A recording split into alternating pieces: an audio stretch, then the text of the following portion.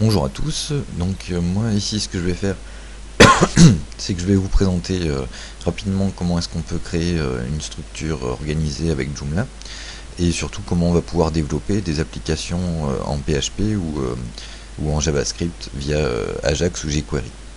Donc ici je vais commencer en... Donc déjà en installant Joomla, je vais montrer comment est-ce que on fonctionne. Donc ici c'est très rapide, c'est justement l'intérêt de traiter avec ce genre de choses. Donc d'une part, donc j'ai le WAMP server qui est installé et j'utilise aussi NetBeans. Donc hop, c'est très rapide. Ici je vais dans mon répertoire www, j'importe le fichier que j'ai téléchargé depuis joomla.fr et on va tout extraire.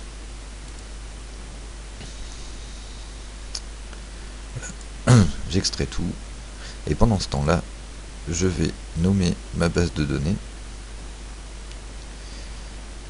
ici, voilà, et je vais dire que je crée une nouvelle base de données que j'appelle Joomla développement. Hop, et on va la créer, voilà. Voilà, le fichier vient d'être extrait et il est dans le fichier Joomla 2.5.8, etc., etc. Donc ce qu'on va faire, on va se reporter dans le fichier précédent. Je vais ranger mon zip et je vais sélectionner tout ça, couper, CTRL A, CTRL X et coller. Et je vais supprimer le fichier qui est alors vide, qui est celui-là. Supprimer. Oui. À partir de là, je vais aller, je vais aller donc dans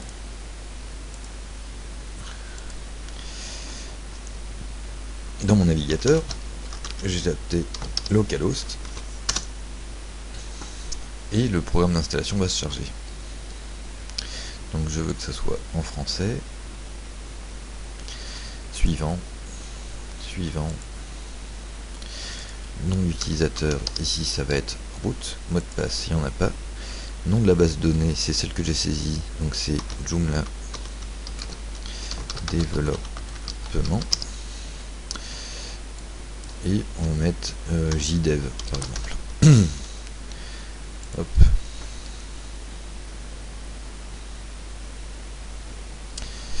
Ça, pareil, on fait suivant. Et le nom de mon site, il s'appelle Joomla développement. Je saisis mon mail. On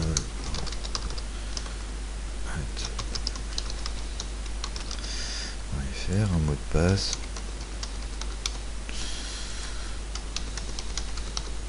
Hop. Et voilà. Donc je supprime le dossier d'installation. Et ici, je vais déjà voir arriver, hop, un site avec l'administrateur et la partie front-end. Et voilà.